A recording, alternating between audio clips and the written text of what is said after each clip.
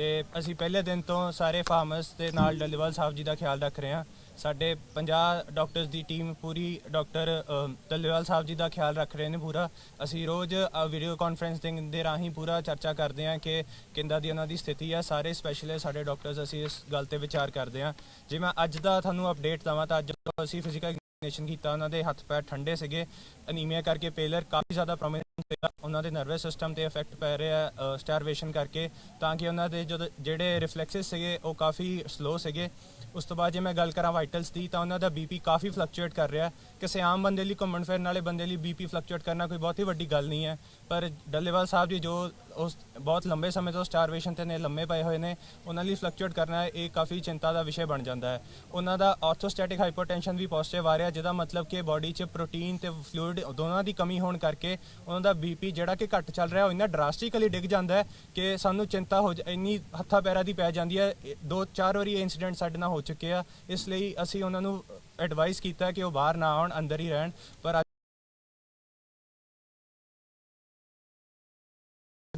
LFTs D range ਨੇ, ਮਤਲਬ ਸਾਰੇ ਖਰਾਬ ਆ ਰਹੇ ਨੇ, GFR ਘਟਿਆ ਹੋਇਆ, ਇਲੈਕਟ੍ਰੋਲਾਈਟ ਇੰਬੈਲੈਂਸ ਹੋਏ ਹੋਏ ਨੇ, ਜਿਹਦੇ ਕਿ ਸਾਨੂੰ ਕਾਫੀ ਡਰ ਰਹਿੰਦੇ ਨੇ, ਜਿੱਦਾਂ ਕਿ ਨੀਂਦ ਖਰਾਬ ਹੁੰਦੀ ਹੈ, ਕੜਲ ਪੈਂਦੇ ਨੇ, ਉਹਨਾਂ ਦੇ ਸਰੀਰ 'ਚ ਦਰਦਾਂ ਹੁੰਦੀਆਂ ਨੇ। ਫਿਰ ਸਭ ਤੋਂ ਵੱਡਾ ਡਰ ਜਿਹੜਾ ਸਾਨੂੰ ਰਹਿੰਦਾ ਹੈਗਾ ਕਾਰਡੀਅਕ ਅਰੈਸਟ ਦਾ, ਜਿਹਨੂੰ ਕਿ ਆਪਾਂ ਸਾਇਲੈਂਟ ਹਾਰਟ ਅਟੈਕ ਵੀ ਕਹਿ ਦਿੰਦੇ ਹਾਂ। ਇਸ ਤੋਂ ਬਾਅਦ ਜੇ ਮੈਂ ਗੱਲ ਕਰਾਂ, ਤੁਹਾਨੂੰ ਸਮਝਾਵਾਂ ਕਿ ਰਿਪੋਰਟਾਂ ਇੰਨੇ ਜ਼ਿਆਦਾ ਵੱਡੇ ਸਟਾਰਵੇਸ਼ਨ ਤੋਂ ਬਾਅਦ ਰਿਪੋਰਟਾਂ ਇੰਨੀ ਸਵੀਅਰਲੀ ਨਹੀਂ ਸਾਨੂੰ ਦੱਸਣਗੀਆਂ ਜੋ ਉਹਨਾਂ ਦੀ ਕੰਡੀਸ਼ਨ ਹੈ। ਮੈਂ ਤੁਹਾਨੂੰ ਇੱਕ ਛੋਟੀ ਜਿਹੀ ਐਗਜ਼ਾਮਪਲ ਦਿੰਦਾ, ਤੁਹਾਨੂੰ ਸਾਰਾ ਪਤਾ ਲੱਗ ਜਾਏਗਾ। ਜੇ ਆਪਾਂ ਕ੍ਰੈਟਿਨ ਦੀ ਗੱਲ ਕਰੀਏ, ਆਪਾਂ ਨੂੰ ਪਤਾ ਲੱਗਦਾ ਹੈ ਕਿ ਕਿੱਦਾਂ ਉਹ ਕਿਡਨੀ ਦਾ ਫੰਕਸ਼ਨ ਦੱਸਦਾ ਹੈ, ਪਰ ਉਹਨਾਂ ਦਾ ਮਸਲ ਮਾਸ ਇੰਨਾ ਘੱਟ ਚੁੱਕਿਆ ਕਿ ਕ੍ਰੈਟਿਨ ਦਾ ਲੈਵਲ ਦਾ ਸੋਰਸ ਹੀ ਬਹੁਤ ਘੱਟ ਹੈ ਕਿ ਉਹ ਇੰਨਾ ਉੱਤੇ ਨਹੀਂ ਆਏਗਾ ਜਿੰਨਾ ਕਿ ਕਿਡਨੀ ਦਾ ਹਾਨੀ ਉਹਨਾਂ ਨੂੰ ਹੋ ਚੁੱਕੀ ਹੈ। ਇਸ ਕਰਕੇ ਆਪਾਂ ਰਿਪੋਰਟਾਂ ਤੋਂ ਇੰਨਾ ਅੰਦਾਜ਼ਾ ਨਹੀਂ ਲਾ ਸਕਦੇ ਕਿ ਜਿੰਨੀ ਉਹਨਾਂ ਦੀ ਸਵੀਅਰ ਅੱਜ ਕੱਲ੍ਹ ਕੰਡੀਸ਼ਨ ਹੈ।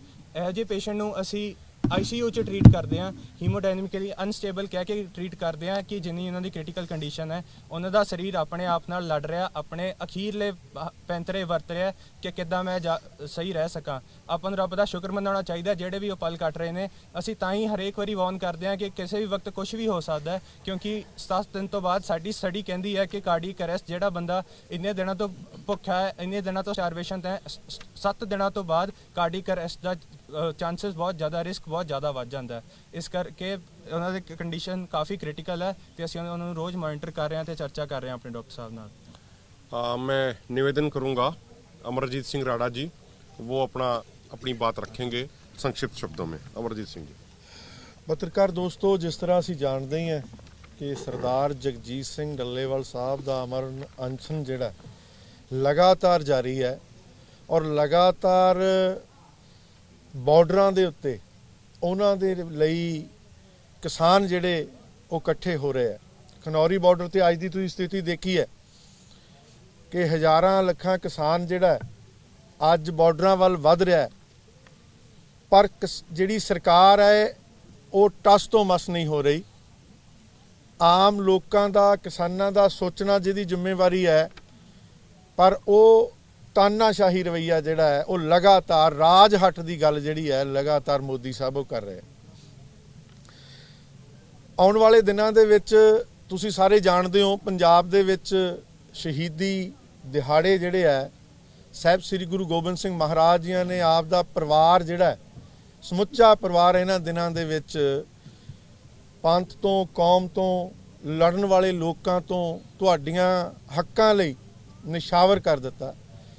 ਔਰ ਲਗਾਤਾਰ ਜਿਹੜਾ ਸਭਾਵਾਂ ਜਿਹੜੀਆਂ ਪੰਜਾਬ ਦੇ ਵਿੱਚ ਹੋ ਰਹੀਆਂ, ਪਰ ਇਹਦੇ ਨਾਲ ਪੰਜਾਬ, ਹਰਿਆਣੇ ਦੇ ਜਿੰਨੇ ਵੀ ਦਰਦ ਰੱਖਣ ਵਾਲੇ ਸਾਡੇ ਲੋਕ ਹੈ, ਮਜ਼ਦੂਰ ਹੈ, ਕਿਸਾਨ ਹੈ, ਉਹ ਬਾਰਡਰਾਂ ਵੱਲ ਵੀ ਆਪਣੀ ਜਿਹੜੀ ਹੈ ਉਹ ਸ਼ਮੂਲੀਅਤ ਕਰ ਰਹੇ।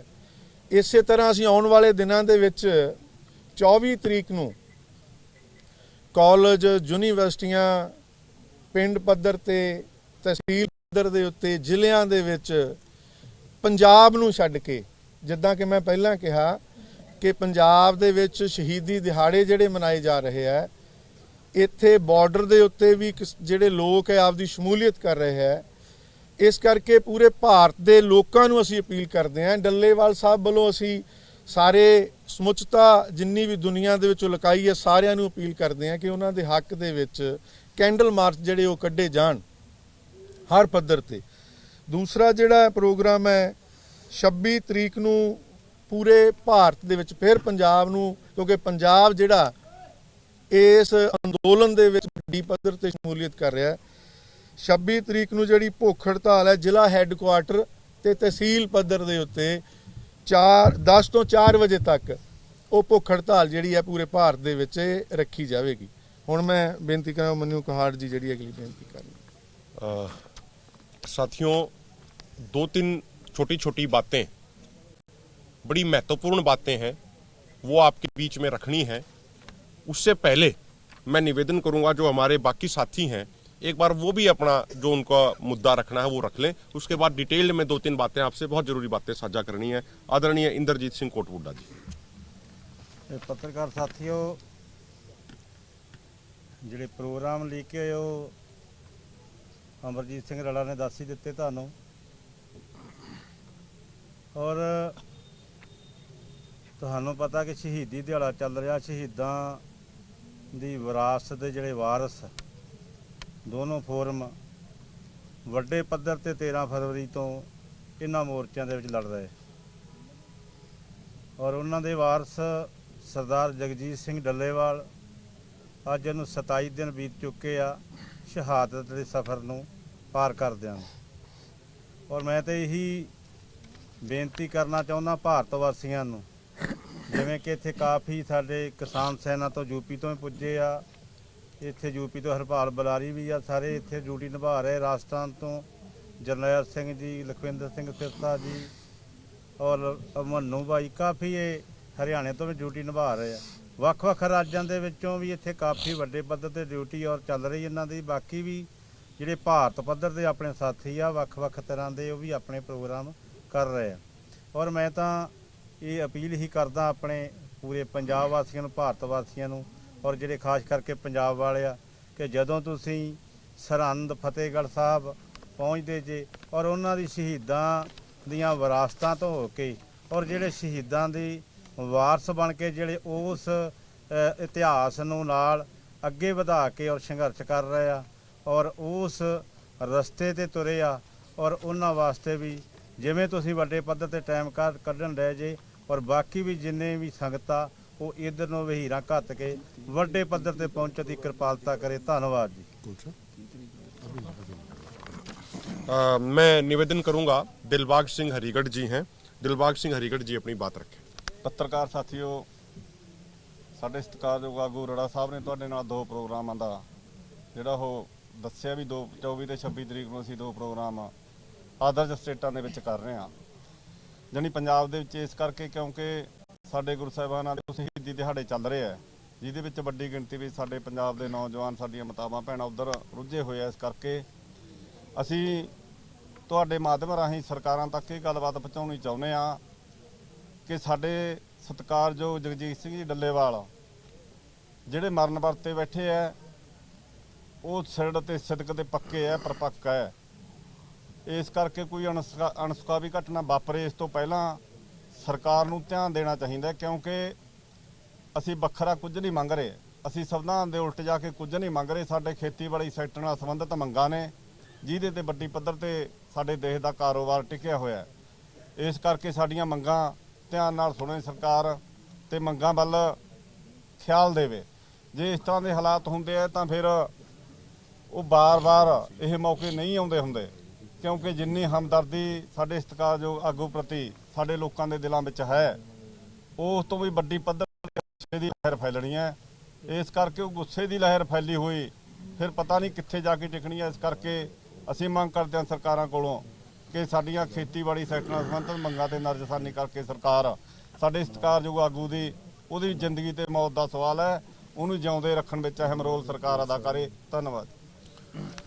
साथियों, कुछ महत्वपूर्ण बातें आपके साथ साझा कर रहे हैं, उसके बाद फूल साहब भी बोलेंगे। देखिए, अभी 2-3 दिन पहले माननीय सुप्रीम कोर्ट के अंदर सरकारी डॉक्टरों की जो रिपोर्ट को पेश करते हुए अधिकारियों ने कहा कि सब कुछ नॉर्मल है। उन्होंने सरदार जगजीत सिंह डल्लेवाल जी की स्थिति को नॉर्मल बताया, जिनके आमरण अनशन का आज 27वां दिन है। साथियों, एक ये जो हमारी टीम लगातार यहाँ पे मॉनिटरिंग कर रही है सरदार जगजीत सिंह डल्लेवाल जी के स्वास्थ्य को, उन्होंने एक टेस्ट कराया है, बहुत सारे उन्होंने टेस्ट कराए हैं, रेगुलर वो टेस्ट कर रहे हैं। और जो एक ये टेस्ट जिसकी रिपोर्ट मेरे हाथ में है, इसको बोलते हैं कीटोन बॉडी टेस्ट। इसका जो नॉर्मल इंसान के अंदर नॉर्मल स्थिति में जो रिजल्ट आता है वो 0.02 से लेके 0.27 तक रहना चाहिए। लेकिन सरदार जगजीत सिंह डल्लेवाल जी का जो रिजल्ट आया है वो नॉर्मल से लगभग 25 गुना ज्यादा, 6.900 से भी ज्यादा है। जो चीज शरीर में मैक्सिमम 0.27 तक होनी चाहिए वो उनके शरीर में 6.900 से भी ज्यादा है।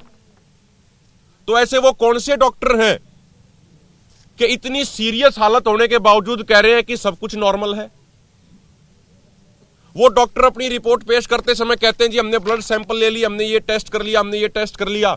लेकिन जो ये टेस्ट है ये साबित करता है कि 27 दिनों से सरदार जगजीत सिंह डल्लेवाल जी ने पानी के अलावा कुछ पिया नहीं है और कुछ खाया नहीं है। तो सरकारें, चाहे वो केंद्र सरकार हो चाहे राज्य सरकारें हो, वो ये रिपोर्ट क्यों नहीं रख रही हैं सबके सामने? आज तक का इतिहास इस बात की गवाही देता है। सरकारी टीमें कई बार बहुत सारी चीजें छुपा लेती हैं, वो सही तरीके से रखती नहीं है। और हम उनसे यह भी निवेदन करना चाह रहे हैं, एक पूरे इंटरनेशनल लेवल पे डॉक्टरों की टीम है, वो सरदार जगजीत सिंह डल्लेवाल जी की हेल्थ को कंटिन्यूअसली मॉनिटर कर रही है। उस टीम का नेतृत्व डॉक्टर स्वाभिमान सिंह कर रहे हैं। जो डॉक्टर ये कहते हैं कि सब कुछ नॉर्मल है, हम उनसे ये विनम्रता पूर्वक निवेदन करना चाह रहे हैं, विनती करना चाह रहे हैं कि जो इंटरनेशनल लेवल पे जाने माने डॉक्टर्स हैं, आप उनसे एक खुली डिबेट कर लीजिए, खुली बहस कर लीजिए और आप अपने तर्क रखिए। और इंटरनेशनल लेवल पे जो रेपुटेड डॉक्टर्स हैं वो भी अपनी बात रख लेंगे, ताकि पूरे देश को पता लग जाए सही क्या है और गलत क्या है। आज जब डॉक्टर स्वाभिमान सिंह जी ने इस विषय पे बोला तो उनका ट्विटर अकाउंट भी बैन कर दिया गया इंडिया के अंदर। हमारा मुल्क दुनिया का सबसे बड़ा लोकतंत्र कहा जाता है, लेकिन आज दुनिया के सबसे बड़े लोकतंत्र में पिछले लंबे समय से, खासकर जब से किसान आंदोलन शुरू हुआ 2020 किसान आंदोलन 1 और किसान आंदोलन 2, किसान नेताओं के, किसान आंदोलन का समर्थन करने वाले बुद्धिजीवियों के, डॉक्टरों के, एक्सपर्ट्स के Twitter account, social media account ban किए जा रहे हैं और अभिव्यक्ति की आजादी को छीना जा रहा है। दूसरी बात साथियों, आपके संज्ञान में हम ये भी लाना चाह रहे हैं, जो संसद की कृषि के ऊपर जो परमानेंट कमेटी है, स्थायी कमेटी है, जिसमें सभी पार्टियों के 31 सांसद हैं और उसके चेयरमैन चरणजीत सिंह चन्नी जी हैं, वो कल शाम को सरदार जगजीत सिंह डल्लेवाल जी से मिलने आए थे और अपनी एक 6 वॉल्यूम की रिपोर्ट, लगभग 550 पेजों की जो रिपोर्ट है, ये रिपोर्ट वो सरदार जगजीत सिंह डल्लेवाल जी को सौंप के गए हैं। उन्होंने ये भी बताया कि जो टोटल नंबर ऑफ जो एमपीज थे, 31 सांसद थे, सभी ने सर्वसम्मति से इस रिपोर्ट को प्रेजेंट किया है। एक भी सांसद ने अपना असहमति का नोट दर्ज नहीं कराया है। सरदार जगजीत सिंह डल्लेवाल जी ने कल ही शाम को हमें यह कहा कि इसकी विस्तृत तौर पे इसकी गहनतापूर्ण स्टडी की जाए और सारी चीजें देश और दुनिया के सामने लाई जाएं कि क्या चीज इसमें लिखी गई है, क्या किसानों के हित में है, क्या किसानों के हित में नहीं है। साथियों, अभी इसका विस्तृत अध्ययन करना बाकी है, लेकिन जो मेन अभी हमने जो इसका स्टडी किया है, इसमें 4-5 बातें पूरे देश के साथ साझा करनी जरूरी है। पहली बात तो ये कि इस रिपोर्ट में भी यह लिखा है कि जितना बजट पिछले 4 सालों से कृषि मंत्रालय को अलोकेट किया जा रहा है, कृषि मंत्रालय को दिया जा रहा है वित्त मंत्रालय द्वारा, वो बजट भी टोटल इस्तेमाल किसानों के लिए नहीं किया जा रहा और वित्त वर्ष खत्म होने के बाद उसका एक बड़ा हिस्सा वापस कृषि मंत्रालय, वित्त मंत्रालय को भेज देता है। यह दिखाता है कि हमारे देश की सरकार खेतीबाड़ी को लेके, किसानों को लेके, खेती और मजदूरों को लेके गंभीर बिल्कुल भी नहीं है। इसी रिपोर्ट में यह भी मेंशन किया गया है कि जो टोटल बजट में से कृषि के बजट का जो प्रतिशत है, जो परसेंटेज है, वो भी लगातार घटाया जा रहा है। आगे इस रिपोर्ट में यह भी लिखा है, सर्वसम्मति से इस रिपोर्ट में लिखा गया तमाम पूरी कमेटी ने, कि देश के किसानों के लिए एमएसपी गारंटी कानून बनाया जाना चाहिए। और एमएसपी गारंटी कानून बनाने से पूरे देश की अर्थव्यवस्था को फायदा होगा, खासकर ग्रामीण अर्थव्यवस्था को बहुत ज्यादा फायदा होगा। गांव में, ग्रामीण क्षेत्रों में रहने वाले लोगों की परचेजिंग पावर बढ़ेगी और उससे बाद में प्रोडक्शन बढ़ेगी और हमारी इकोनॉमी को बहुत बूस्ट मिलेगा। इसके अलावा इसमें यह भी कहा गया है इस रिपोर्ट में कि देश के, पूरे देश के लेवल पे किसानों के, खेती और मजदूरों की कर्ज मुक्ति के लिए कोई ना कोई स्कीम लाई जानी चाहिए। इसके अलावा एक जो सबसे महत्वपूर्ण बात इस रिपोर्ट में कही गई है, वो ये कही गई है कि 2016-17 में एक किसान परिवार की जो मंथली इनकम 8,059 रुपए थी, वो 2021-22 में बढ़ के 12,698 होगी। उसमें जो इंक्रीमेंट हुआ वो 57.6% का हुआ, 57.6% का। लेकिन इसमें आगे रिपोर्ट में लिखा है जो एक किसान परिवार का खर्चा है वो 2016-17 में जहां 6,640 रुपए था, 2021-22 में बढ़ के 11,262 रुपए हो गया, यानी उसमें बढ़ोतरी हुई 69.4%, यानी 69.4%। आप तमाम पत्रकार साथियों को याद होगा कि सरदार जगजीत सिंह डल्लेवाल जी जब आखिरी बार मंच से बोले थे और माननीय गृह मंत्री जी को संबोधित किया था, तो उन्होंने भी इसी तरफ इशारा किया था कि किसान की जो आमदनी बढ़ाई जा रही है वो कम बढ़ रही है और किसान की जो लागत, उसका खर्चा बढ़ाया जा रहा है, वो ज्यादा बढ़ रहा है। और सरदार जगजीत सिंह डल्लेवाल जी की कही हुई बात पे इस कमेटी ने भी अपनी रिपोर्ट के अंदर मोहर लगा दी है। इसके अलावा इसमें यह भी कहा गया है कि जो हर साल जो रिवाइज्ड बजट पहले पेश किया जाता है और उसके बाद फिर जब बजट आता है, उसमें जो अलोकेशन होता है, खासकर प्रधानमंत्री फसल बीमा योजना जैसी योजनाओं के लिए, वो भी लगातार कम किया जा रहा है। इसमें यह भी कहा गया है इस रिपोर्ट के अंदर कि बीज के ऊपर, तमाम फसलों के बीजों के ऊपर किसान का अधिकार रहना चाहिए, उनका कॉरपोरेट टेक ओवर नहीं होना चाहिए। और सबसे महत्वपूर्ण बात इसमें यह कही गई है कि प्रधानमंत्री फसल बीमा योजना में काफी सुधार की जरूरत है। हार्वेस्टिंग के बाद अगर मान लीजिए किसी किसान का नुकसान हो जाता है तो वो फसल बीमा योजना के तहत कवर नहीं किया जाता, लेकिन इस कमेटी ने अपनी रिपोर्ट में कहा है कि उसको भी कवर किया जाना चाहिए। और एक और महत्वपूर्ण बात जो कही गई है वो ये कही गई है कि कृषि उत्पादों के इंपोर्ट एक्सपोर्ट संबंधित जो भी पॉलिसीज बनाई जाए, आयात निर्यात संबंधित जो भी पॉलिसीज बनाई जाए, वो पॉलिसीज बनाने से पहले किसानों के साथ विस्तृत तौर पे चर्चा होनी चाहिए और CACP, commission on agriculture cost and prices जैसी एक संस्था बनाई जानी चाहिए जिसमें किसानों का रिप्रेजेंटेशन हो और किसानों से बात करने के बाद ही इंपोर्ट और एक्सपोर्ट संबंधित पॉलिसीज बनाई जाएं। ये मेन बातें इसमें कही गई हैं। एक और जो मुख्य बात जो इसमें कही गई है वो ये है कि जो खेती और मजदूर है हमारे देश के, वो उनका एक अहम योगदान है खेती के अंदर, कृषि के अंदर। उनके लिए नेशनल कमीशन बनाया जाए, national commission for minimum living wages. हर व्यक्ति को जीवन जीने का अधिकार हमारा संविधान देता है, तो उसी की तर्ज पे भाई न्यूनतम इतना वेज तो एक खेती और मजदूर को मिलेगा ही, इसके लिए एक नेशनल कमीशन बनाया जाना चाहिए।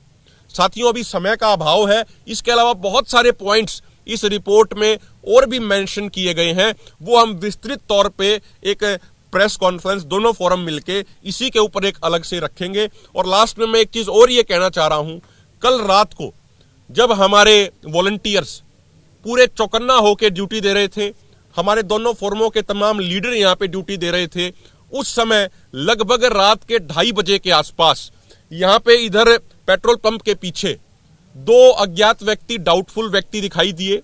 उसके बाद जब हमारी टीमों ने उनको देखा तो वो वहां से भाग गए। कुछ दूरी तक हमारे वॉलंटियर्स भी उनके पीछे गए, लेकिन वो आगे जा चुके थे।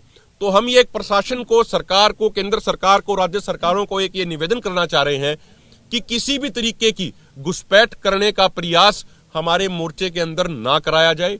हमारे वॉलंटियर्स पूरे तरीके से सजग हैं, पूरे तरीके से एक्टिव हैं और दिन प्रतिदिन हमारी ड्यूटियां वॉलंटियर्स की बढ़ाई जा रही हैं। और हम तमाम किसानों का, खासकर पंजाब हरियाणा के जो किसान हैं जो अपने अपने गांव से लगातार लंगर की सेवा लेके आ रहे हैं, उनका भी हम विशेष तौर पे धन्यवाद करते हैं। और हरियाणा के किसानों का भी यहाँ पे संख्या लगातार बढ़ती जा रही है।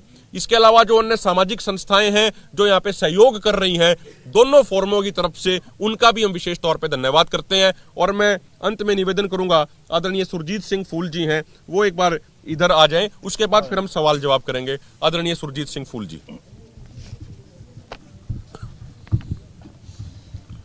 ਪੱਤਰਕਾਰ ਸਾਥੀਓ, ਮੈਂ ਤੁਹਾਡੇ ਸਾਹਮਣੇ ਇੱਕ ਅੱਜ ਜੋ ਸਾਨੂੰ ਸਰਦਾਰ ਜਗਜੀਤ ਸਿੰਘ ਡੱਲੇਵਾਲ ਜੀ ਦਾ ਅਹਿਮ ਮੈਸੇਜ ਮਿਲਿਆ ਕਾਕਾ ਸਿੰਘ ਕੋੜਾ ਰਾਹੀਂ, ਜਿਹਦੇ 'ਚ ਉਹਨਾਂ ਨੇ ਕਿਹਾ ਵੀ ਇਹ ਪਬਲਿਕ ਹੋਣਾ ਚਾਹੀਦਾ, ਉਹੀ ਸਾਂਝਾ ਕਰੂੰਗਾ। ਉਹਨਾਂ ਨੇ ਕਿਹਾ ਵੀ ਕਾਕਾ ਸਿੰਘ ਮੈਨੂੰ ਤੁਸੀਂ ਪੋਲੀਟੀਕਲ ਮੌਤ ਨਾ ਮਾਰ ਦਿਓ ਕਿਤੇ।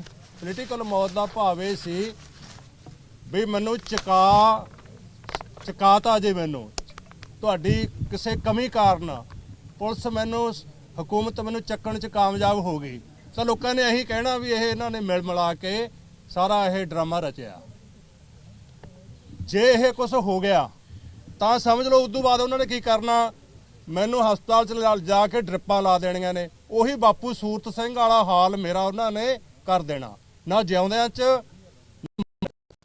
ਇਸ ਕਰਕੇ ਪਿਛਲੀ ਕਿਹਾ ਵੀ ਆਪਣੀ ਚੌਕਸੀ, ਆਪਣੀ ਪਹਿਰੇਦਾਰੀ, ਆਪਣੀ ਜਿਹੜੀ ਵਲੰਟੀਅਰ ਫੋਰਸ ਹੈ ਇਹ ਤਾਇਨਾਤ ਕਰ ਦਿਓ। ਇਹ ਜੀ ਕੋਈ ਗੱਲ ਨਾ ਹੋ ਜੇ ਵੀ ਉਹ ਮੈਨੂੰ ਇੱਥੋਂ ਜ਼ਬਰਦਸਤੀ ਚੱਕਣ 'ਚ ਕਾਮਯਾਬ ਹੋ ਜਾਣ।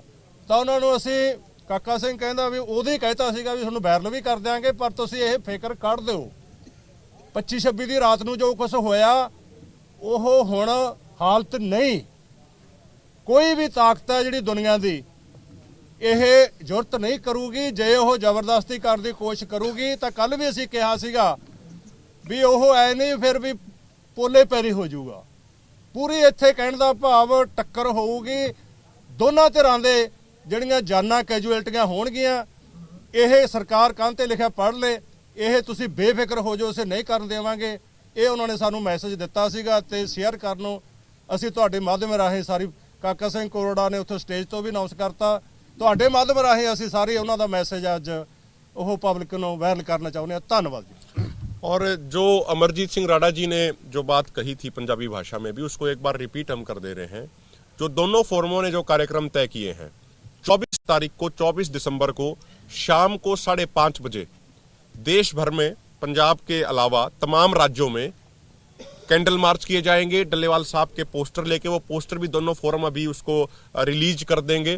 वो कॉलेजों में, खासकर हम प्रार्थना करते हैं कॉलेजों में, यूनिवर्सिटियों में, शहरों में, गांव में, तहसील स्तर पे, जिले स्तर पे, तमाम जगहों पे अधिक से अधिक किए जाएं, क्योंकि सरदार जगजीत सिंह डल्लेवाल जी आज पूरे देश को बचाने की लड़ाई लड़ रहे हैं, किसानों को बचाने की लड़ाई लड़ रहे हैं और अगली पीढ़ी को बचाने की लड़ाई लड़ रहे हैं। इसके बाद 26 तारीख को सुबह 10 बजे से लेकर 4 बजे तक देश भर में, पंजाब के अलावा बाकी राज्यों में सुबह 10 बजे से लेकर 4 बजे तक भूख हड़ताल, सांकेतिक भूख हड़ताल करी जाएंगी सरदार जगजीत सिंह डल्लेवाल जी के समर्थन में। और मैं एक निवेदन करूंगा आदरणीय गुरिंदर सिंह भंगू जी, एक बार वो आपको कुछ जरूरी सूचनाएं जो हमें सहयोग की लगातार संदेश मिल रहे हैं पूरे देश भर से, उसके बारे में आपको संक्षिप्त में आपको जानकारी दे देंगे। गुरिंदर सिंह भंगू जी। पत्रकार दोस्तों, जो साडे दोने फोरमां दे आगू साहिबानां ने तुहाडे नाल वार्ता कीती, ਉਹਨਾਂ ਦੇ ਵਿੱਚ ਮੈਂ ਗੱਲ ਜੋੜਨ ਲੱਗੇ ਆ। ਅੱਜ ਯੂਪੀ ਤੋਂ ਜਿਵੇਂ ਵੀ ਆਪਣੇ ਜਥੇਬੰਦੀਆਂ ਦੇ ਵੱਡੇ ਸੰਗਠਨ ਵੱਲੋਂ ਆਪਣੇ ਲੈਟਰ ਪੈਡ ਤੇ ਲਿਖ ਕੇ ਸਾਨੂੰ ਸਮਰਥਨ ਦਿੱਤਾ ਗਿਆ। ਔਰ ਉਸ ਤੇ ਵੀ ਮੈਂ ਅੱਗੇ ਜਾਵਾਂ। ਮੱਧ ਪ੍ਰਦੇਸ਼ ਦੇ ਵਿੱਚ ਅਟਾਰਸੀ ਦੇ ਵਿੱਚ ਬਹੁਤ ਵੱਡਾ ਇਕੱਠ ਕਰਕੇ ਮੱਧ ਪ੍ਰਦੇਸ਼ ਦੇ ਕਿਸਾਨਾਂ ਨੇ, ਉਹਨਾਂ ਨੇ ਇੱਕ ਦਿਨ ਦਾ ਪੂਰੇ ਦਾ ਭੁੱਖ ਹੜਤਾਲ ਰੱਖ ਕੇ ਡੱਲੇਵਾਲ ਦੀ ਸੋਚ ਤੇ ਪਹਿਰਾ ਦਿੱਤਾ। ਔਰ ਜਿਵੇਂ ਵੀ ਸਾਨੂੰ ਹੋਰ ਬਹੁਤ ਸਾਰੀਆਂ ਸਟੇਟਾਂ ਦੇ ਵਿੱਚ ਡੱਲੇਵਾਲ ਸਾਹਿਬ ਦੀ ਸੋਚ ਤੇ ਕਿਸਾਨ ਮਜ਼ਦੂਰ ਹੋਰ ਸਟੇਟਾਂ 'ਚੋਂ ਵੀ ਬਹੁਤ ਵੱਡਾ ਸਮਰਥਨ ਦੇ ਰਹੇ ਆ। ਧੰਨਵਾਦ। ਜਿਉਂਦੇ ਵਾਦੇ ਰਹੋ, ਖੁਸ਼ ਰਹੋ। ਵਾਹਿਗੁਰੂ ਜੀ ਕਾ ਖਾਲਸਾ, ਵਾਹਿਗੁਰੂ ਜੀ ਕੀ ਫਤਿਹ। किसी का कोई प्रश्न हो, किसी का कोई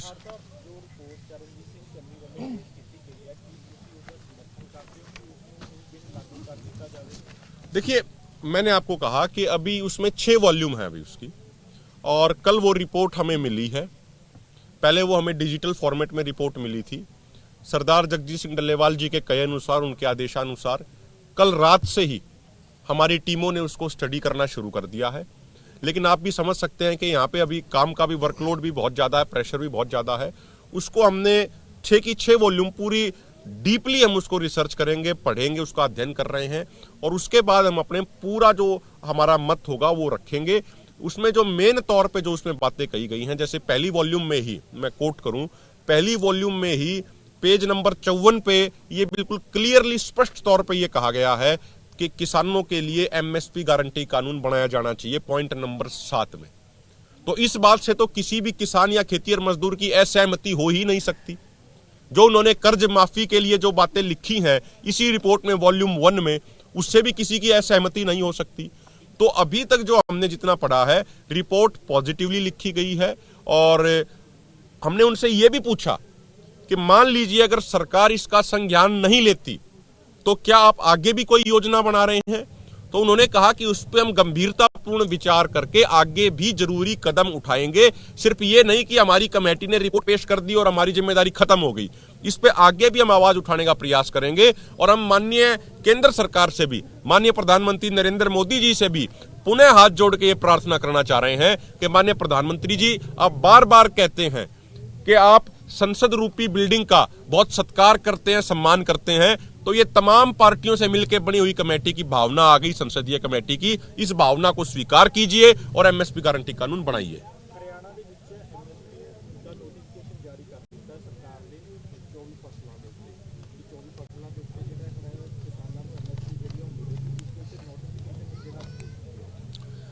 देखिए, मैं आपसे एक सिंपल सा सवाल आपके माध्यम से पूछना चाह रहा हूं।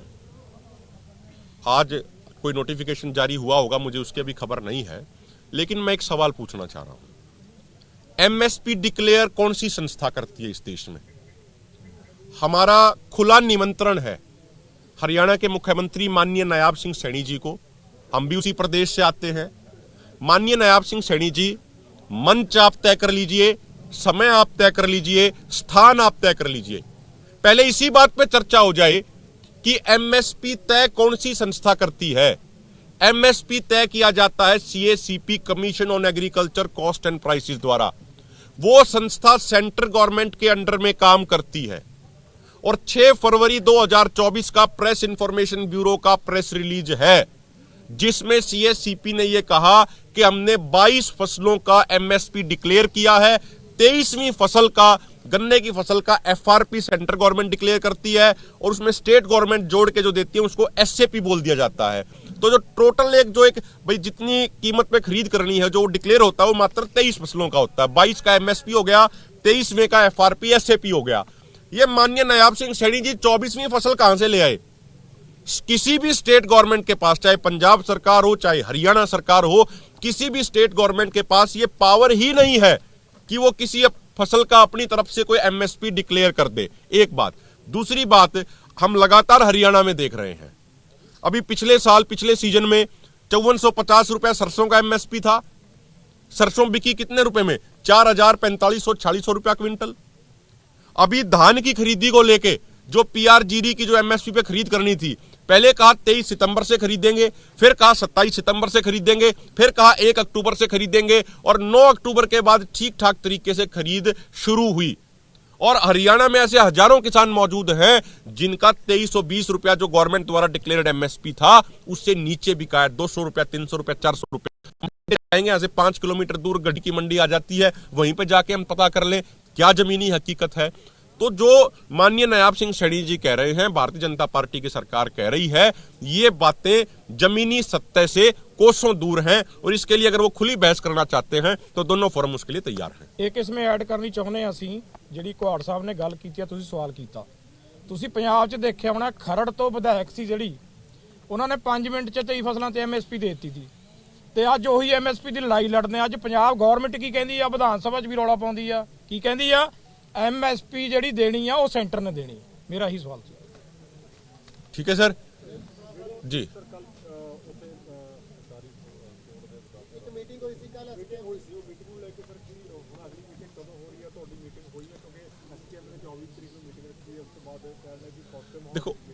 देखिए हमारे साथी उस मीटिंग में गए थे और हमारे वो साथी पूरी विस्तृत रिपोर्ट अभी देंगे। उसके बाद हम दोनों फोरम उस पर डिस्कशन करेंगे और हमेशा हमारे दोनों फोरम देश लेवल पे, पूरे राष्ट्रीय स्तर पे किसानों की एकजुटता के, किसानों की एकता के हमेशा हिमायती रहे थे, रहे हैं और आगे भी रहेंगे। अभी पूरी विस्तृत चर्चा होगी, उसके बाद हम आपको अवगत करा देंगे।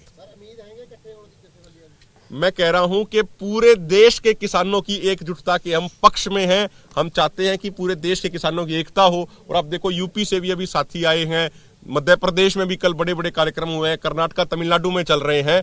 तो पूरे समाज की दुआओं से, परमात्मा वाहिगुरु की कृपा से पूरे देश का किसान जल्दी ही एकजुट होगा। ठीक है, बहुत बहुत धन्यवाद आप